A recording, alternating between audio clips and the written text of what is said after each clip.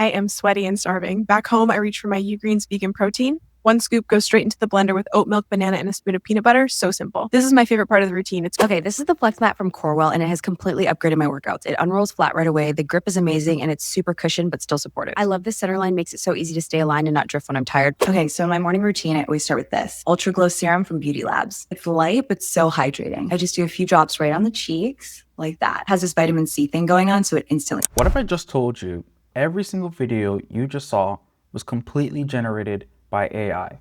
And even better, it didn't really take a lot of complicated tech setup to get those videos done.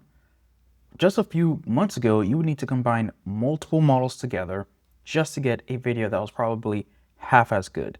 And now companies, startups, solopreneurs are building out these tools to generate ads in bulk, in mass, and create offers that they can use to make a ton of cash. In today's episode, I'm going to be breaking down this secret SaaS that makes $30,000 in profit doing very similar AI shorts, how I would flip this into an AI UGC offer at different levels, and then how I would build this using Vibe Coding. The tool you just saw me demo was built using Vibe Coding, so I did it without touching a single line of code. Although I have some coding experience, you would not need anything to get started.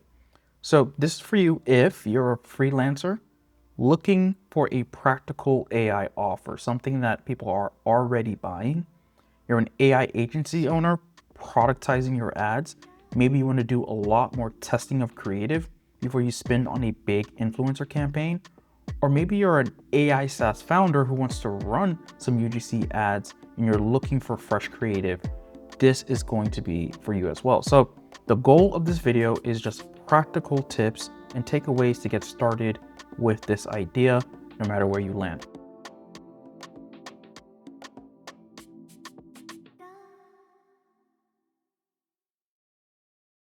So let's dive right into the actual numbers here and where I found this information.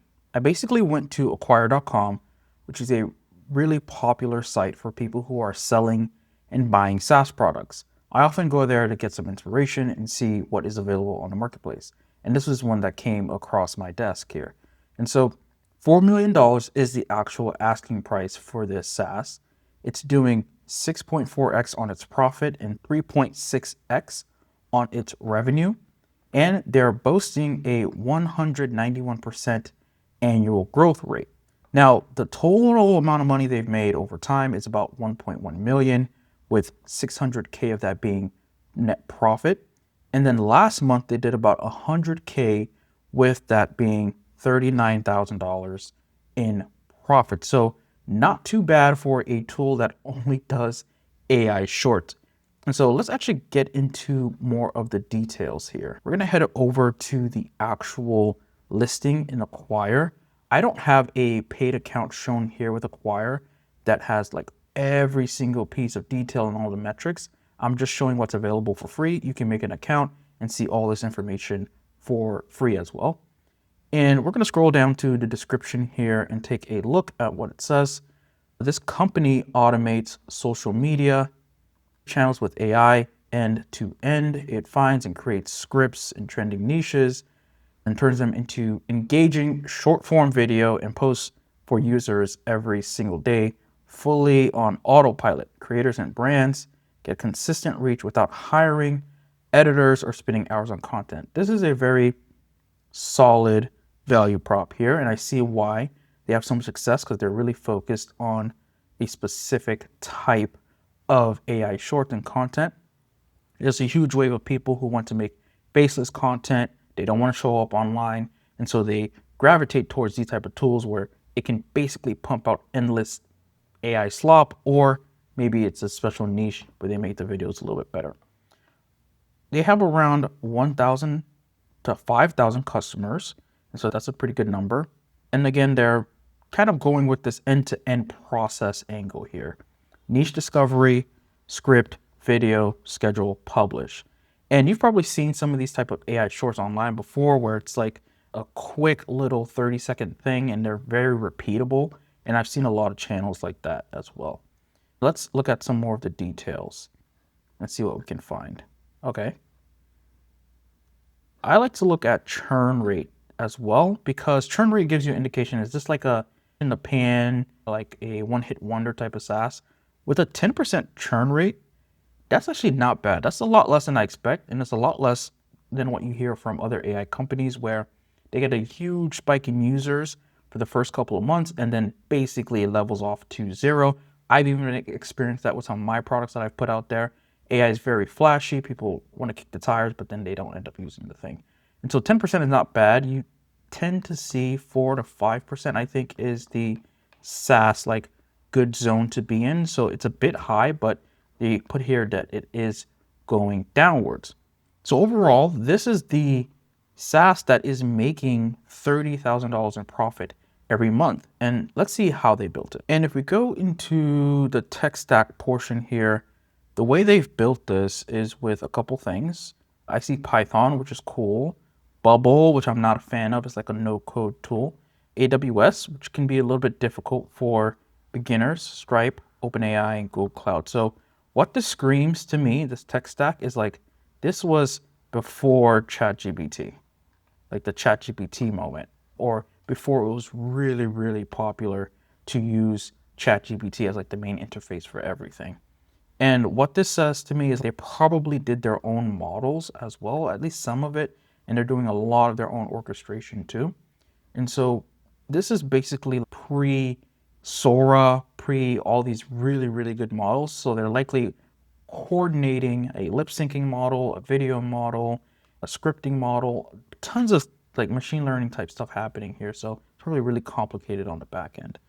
And if we look at their competitor list, a few of these I've heard of, like Auto Shorts, definitely in video, and I have not heard of AI Cut, but we're going to take a look at their competitors a little bit later. And we'll see some key assets, and right here it just calls out that it's bootstrapped. So that's pretty much a deep dive on this SaaS business. There is demand for this type of content that is generated by AI, but what should your offer really be? I think your offer should be AI UGC ads for e-commerce, and I'll give you a couple of variations of this type of offer. One, you could do like a service offer that's $200 to $500. All you're doing is selling the service as a package of creatives and deliver the results to that brand. You could do a productized service that's $2,000, a little bit more higher touch, a lot of revisions, specialize in a niche and a style, and deliver for those clients on a monthly basis. So you can do an initial set and then do a monthly retainer fee. You could also go with the performance-based AI agency model, where you do some one-time setup fee of an N8N system, Make, Zapier, whatever it is. You set that up for them internally, and then you charge some type of ongoing maintenance moving forward. And you can also do performance incentives off of ad campaigns if you're providing them, if you're just like running their marketing for them, which I see a lot of AI agencies starting to do. You could also do a SaaS play here where you try to go a little bit up market and not just do the $30, $40, $60 plans, but you target brands that are doing serious volume and you just charge them a flat monthly fee. You can also install it as a system for them. So you just do some like onboarding and making sure that they can get all their brand assets into the tool. You can also do this self-serve or like a white glove service portal thing where you work with a very small number of brands at a super high ticket, but you basically just use the SaaS to deliver everything. Or you can go the route of kind of just charging for onboarding, where you say, hey, onboarding is 6 weeks, it costs this much, but then after you do onboarding, you're just going to use the SaaS moving forward. That's how we deliver all the creative to you. You could also go with the private deployment of your tool into their infrastructure if there's any security concerns like that. Or you can just give them API access at a higher tier. Let's say they want to generate around 1,000 images or 1,000 videos. You can just give them access to your backend API and only do that for really special customers as well. So that is what you could offer. There's so many variations you could do with this approach where you're just kind of generating videos with AI, but it's really up to you to make it valuable to the brand and making sure that it aligns with whatever goals they have business-wise, either in their sales or their marketing operations. So let's take a look at who are some of the competitors in this space, right? If you're going to do this offer, you have to also look at like what's in the market besides that one SaaS I just showed you. There are actually quite a few people already doing this. The ones that stand out to me, which you've either probably heard of or will hear of soon, is Make UGC, Arc Ads, and HeyGen. I think these are kind of the leaders in the space for what I'm talking about, which is AI UGC ads versus just creating shorts that go on organic social media channels. My whole take on this is, yes, it can be valuable to get some type of air coverage on social media, but it's really hard to tie like direct returns from a shorts channel. If you're just like putting up AI content on a shorts channel, it's really hard to tie returns for a brand on that. But if you're making their ad content, it's much easier to tie returns. Like you can directly just say this ad brought in this many leads and it generated this much revenue for you, whatever it is. So I think going with the ads route it's a bit easier. I think going with the making shorts for TikTok and YouTube is much harder to do because there's so many variables at play there. It's almost random what works on those channels, but ads are just a lot more predictable to work with. And so let's take a look at Make UGC first. And this one is still on we're just creating AI videos, but I think these kind of have the ad angle kind of baked into them. Anyways, if you just look at some of these examples here, the classic, it's an influencer using some type of product or talking about the product, and they're basically being used as like a relatable character for potential customers. They're trusted by over 300 plus brands who are doing 100 million plus in revenue. Now, I can't verify these numbers for you, but I'm just going to trust what they say on their landing page. They have not cornered this market at all with just 300 brands. There's so many more brands available, and I'm actually going to show you a list of brands that you can reach out to later in this video. But their process is simple. You write your script here, you pick an avatar, then you generate a video. I think this works because they've probably used a lot of models underneath the hood that let you really control the video. I like the fact that you can pick an avatar here that's unique. For our idea today, when we're going to clone this, we're not going to really dive too much into like writing the script and picking an avatar. I just want to just generate the videos because I think content today is not, the more scripted it is, the harder it is to be relatable, especially for this type of stuff.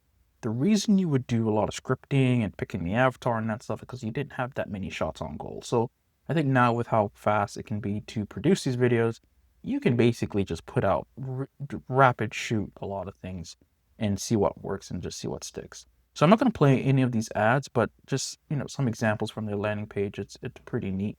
They're doing the SaaS play. I imagine they have some clients who, move past this pro tier, and then they're really high ticket clients that work with them as well. Arc Ads is another one. I think Arc Ads is probably a bit older in the space, but Arc Ads almost does exactly what I'm talking about. They're positioning it as, we're creating ads. We're not creating organic content for social media. We're creating ads that you can use in your marketing campaigns, basically. And so they're basically built for performance marketing teams, which makes a lot of sense to me as well. And that's a really good buyer of this because performance marketing teams don't make any money if their campaigns don't perform. So all the incentives align here pretty well. The last one is HeyGen, and HeyGen is probably the most advanced AI avatar generation tool, and they cover a lot of use cases outside of just the ads use case.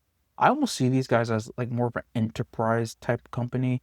They're really going for the big fish in the space, and they're going for a much broader set of use cases. I see ad generation as like one of their use cases, but I haven't had much luck using them to generate these bespoke ads with videos because it's a bit more complicated. It's very involved. You have to control a lot of parameters when it comes to HeyGen versus maybe some of the other tools, which are just easier to work with and generate like one off or two videos. But definitely a super powerful tool, probably the leader in the market at this point in terms of how powerful their tools are. But I think Make UGC is probably the most user-friendly right now if you're going for like something that's user friendly and quick to use. So those are the competitors. I would say, you know, most people would look at this and be like, oh my gosh, there's 6 companies already doing this. The idea is dead. You know, how many burger restaurants are there? Just McDonald's exists. Like, people still open a burger restaurant every year. And you have to think about it from this perspective where something like Google, which became the de facto search engine, they were the 44th search engine that came out at that time. They were not the most popular when they came out. I think there's a couple of others in the space. So by no means, just because there's 6 companies here that's making a bit of money, does not mean that you cannot come in and, you know, have a few brands as your client. I'm not saying you're going to do $1 billion business, but definitely don't be discouraged by just a little bit of competition. It's actually a really good thing when you see competition like this and they're not doing poorly, they're doing pretty well. It means that the space is healthy, the space is growing. So I take this as a very positive signal. You can do like another check mark on your validation checklist if you want to. Before we just jump straight into cloning this application, let's actually think through what are some of the marketing strategies you could run.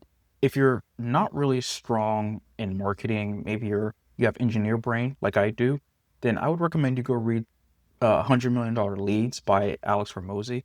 It's really a book aimed at service-based business owners, but I think there's so many practical lessons you can take from it, especially around the 4 types of lead generation that you could perform. So what I'm really doing here is I'm applying those principles and giving you the core 4 of these. Personally, I wouldn't do all of them. They don't align with me super well, but I think for every individual, it's super different what works for you. So the first one would be literally just running ads with the tool and using the tool to run your own ads and basically demonstrating those results would be the proof of concept for most people. And if your ads are really good, then it can convert them over to using the actual tool. A company that did this was ArcAds. That's how they grew pretty quickly. All the other tools do the same thing where they kind of use their tool within the ads. Now, of course, they can mix and match with actual creators or actual actors inside of the ads that are using the tools. The best way to demonstrate an ad tool is to just actually use it to run ads. That's just one of the most powerful methods there. Next could be organic inbound.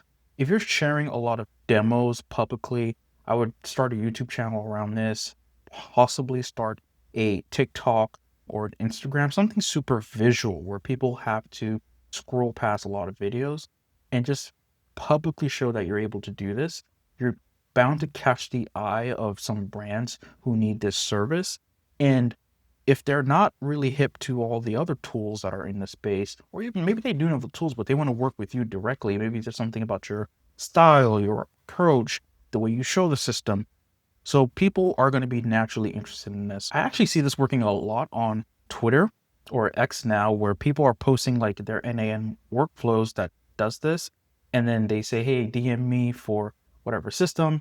And they have 100 comments of people asking for them to get DM'd the system. I'm always shocked when I see the amount of people that are lining up to get these type of systems, but there's definitely demand there. So you can do organic and just show off how you build the system and really get a lot of people knocking at your door to get you to build the system for them. Another approach really is just doing outreach. So you can find businesses that are already running ads that look similar to the ones you produce, and then go to those businesses either by tracking down who the business owner is or someone within the company and just like working your way through the contact list there and just pitching to those folks. Now, this is my least favorite version of marketing because it's basically just cold outreach, and it's really hard to convert someone who's just cold.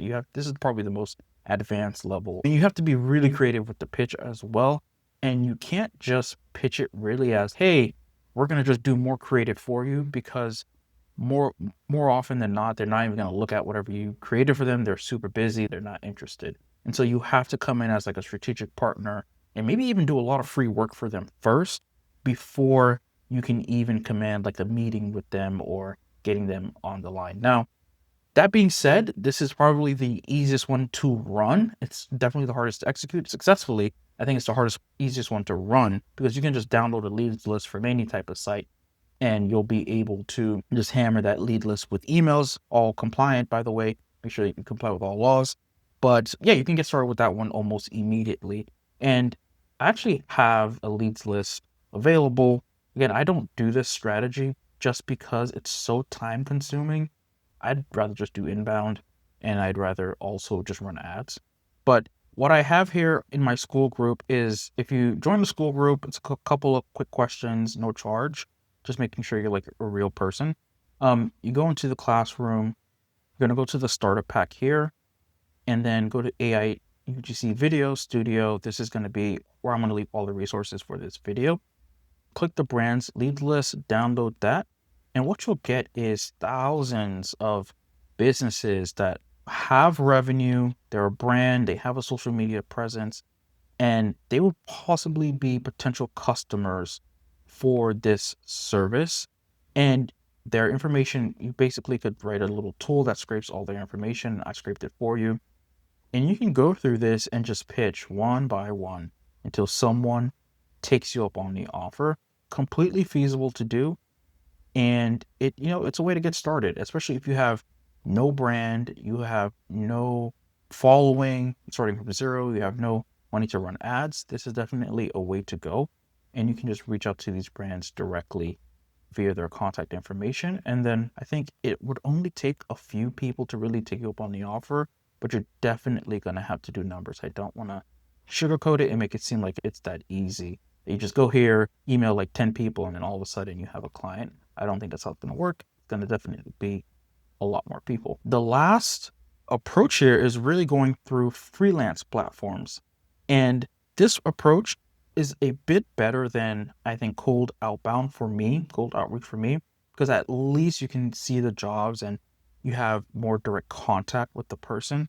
The only downside here is that you're competing with other people on price, and you're really only going to be able to command the lower tier pricing for your services on these platforms because everyone's just comparing on price on these platforms. With that being said, I think the overall price for a service like this is still not too cheap.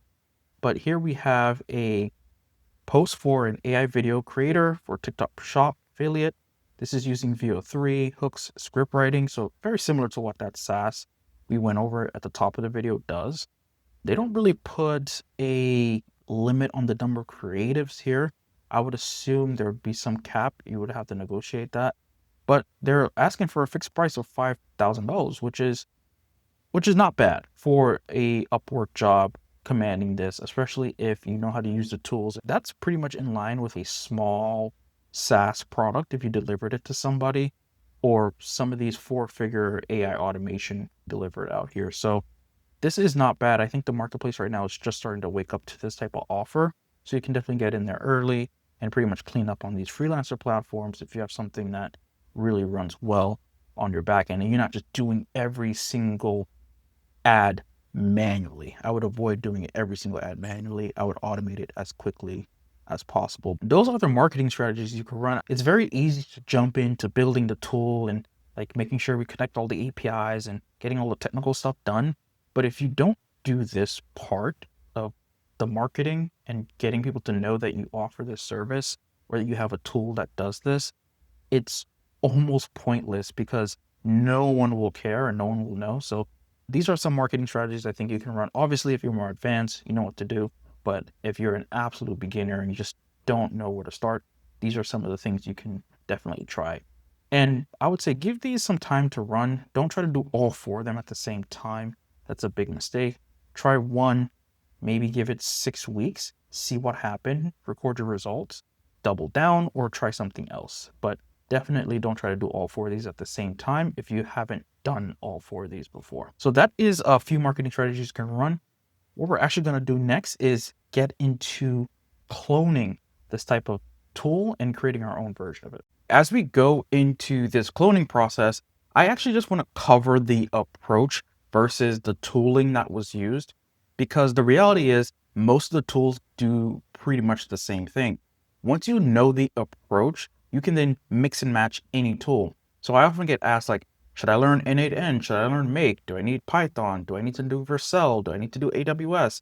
And what people kind of forget is all of these things are tools. Once you understand the underlying approach, you're going to just pick the tool that kind of best meshes with your style versus when you're trying to retroactively fit a tool into a use case, because not every single app that you try to build is going to fit the tool that you're using. So in general, what this approach, all I want to do is make sure that I'm using an existing AI video generation model that does sound plus video, because this avoids a ton of headaches. I don't have to create the avatar separately, create the video separately, then create the lip sync, then add in the audio. That's a nightmare to manage. Lucky enough, we have something that came out recently that does this super well. They weren't really the first to do it, but they've done it in a way that's very commercial.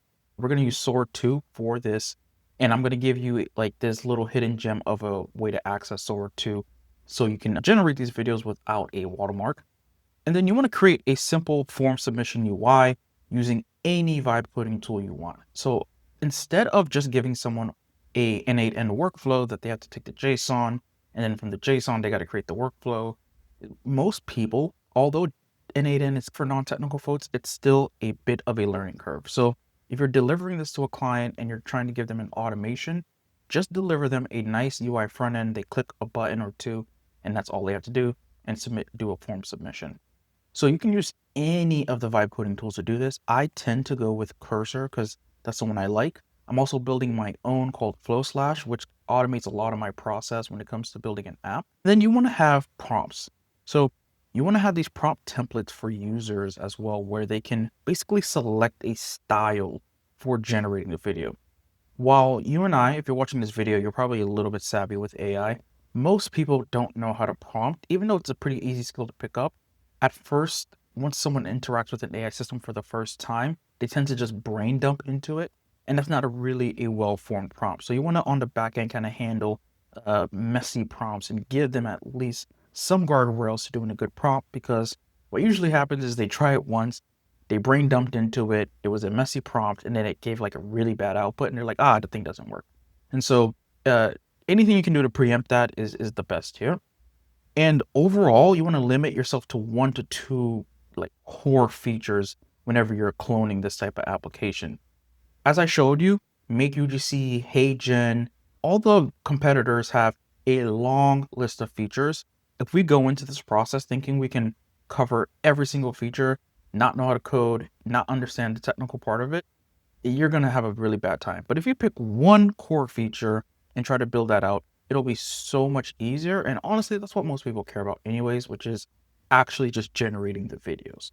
So that's what I just wanted to cover before getting into the technical bit of it and this is the approach we're going to take here for building out this like AI UGC content generator. There's 75 different ways to do this, but if you keep this in mind and keep it simple, the likelihood of success is going to go way up. So this here is really all the steps I took to build out this application. And the number one thing is starting with a good template. I have a template based on a ton of projects I've done before.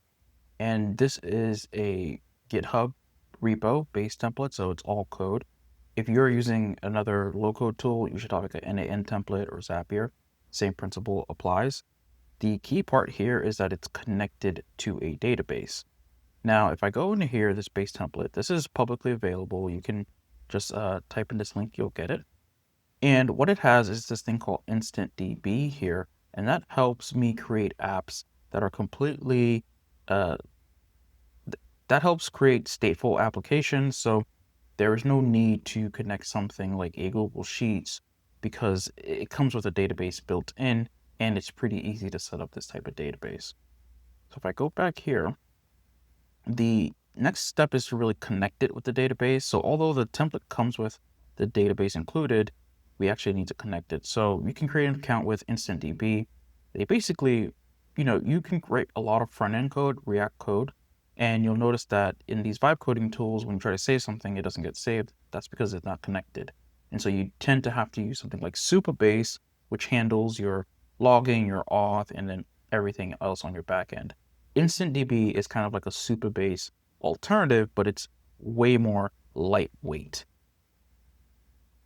And the reason for that is because of the way they've written it, where you don't have to do all this schema stuff.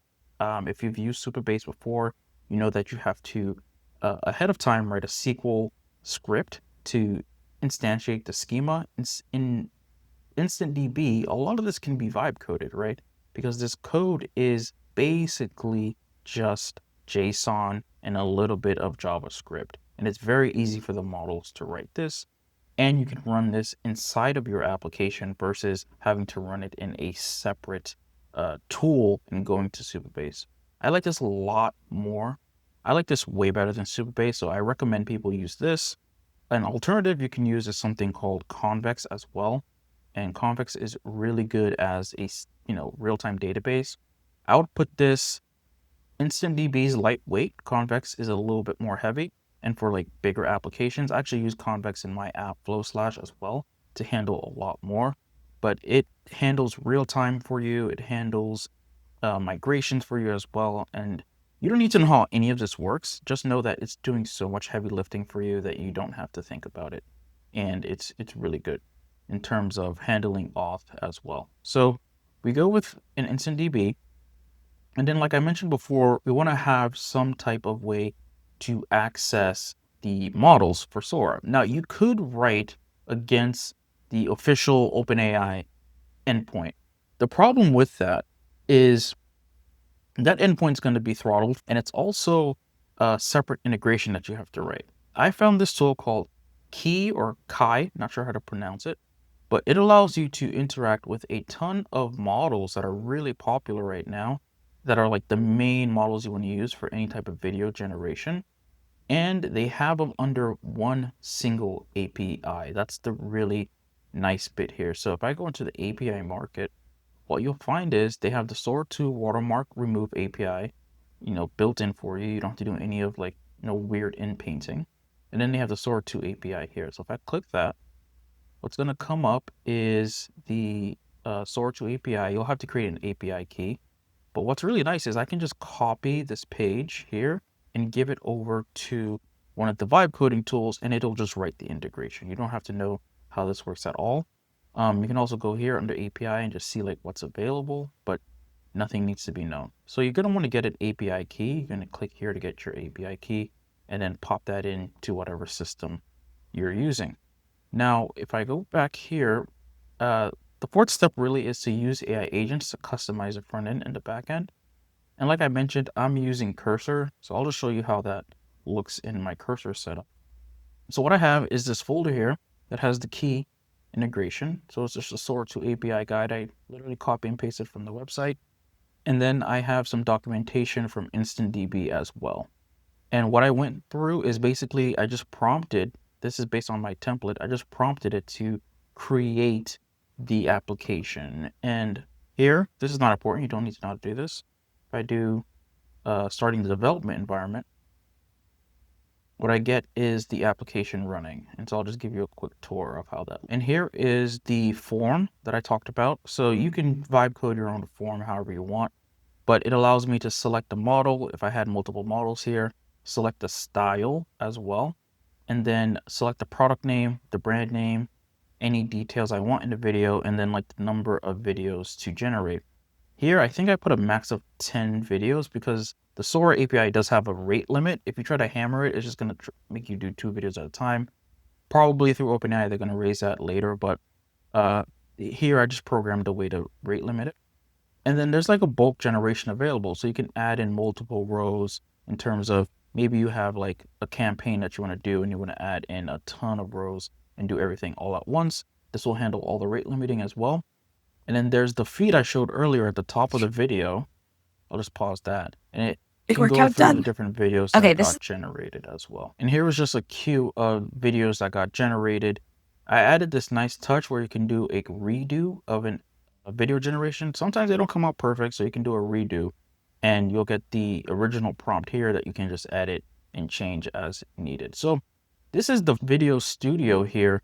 And it's super simple, right? And it's not complicated, but you can see how a marketing team could easily start using this.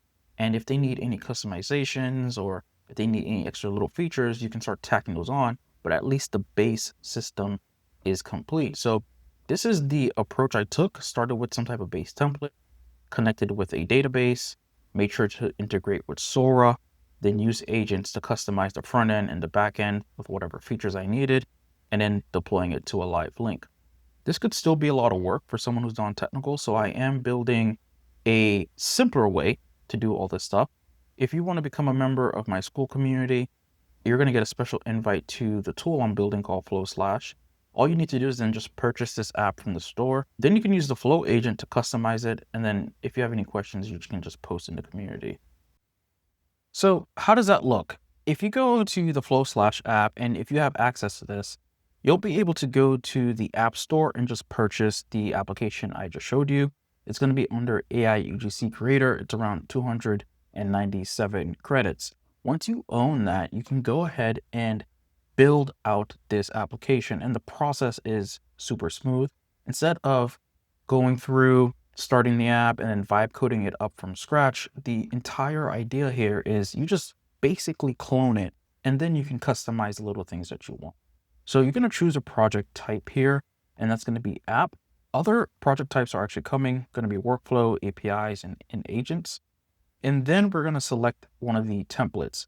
So this is your purchased app template here, which is the RawUGC Creator. And you always have access to the Hello World template that is just like a vanilla Next.js app. We're going to go with the RawUGC Creator. And then for now, we're going to skip environment variables. But this is where you would add in the key, API key that I talked about before. But just for demo purposes, I just want to show you the actual creation of the project. Quick review of all of your selected options, and you're going to hit create. So what's happening here is it's going into GitHub, cloning that for you, setting up a little mini sandbox that then you can use to do your vibe coding. Basically, it's almost a clone of Lovable, but with a lot more upfront work done for you. And the difference between this and the Lovable is really for front ends, static web pages. This is giving you a full-blown server that you can then build entire applications with. And it's super, super flexible. And if I hit go to project here, now this is done cooking.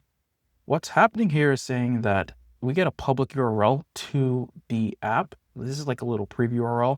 And since it's on Daytona, this might be insecure if someone's accessing it, if you have like very confidential information in here. So you don't want to put anything that you don't want to share publicly.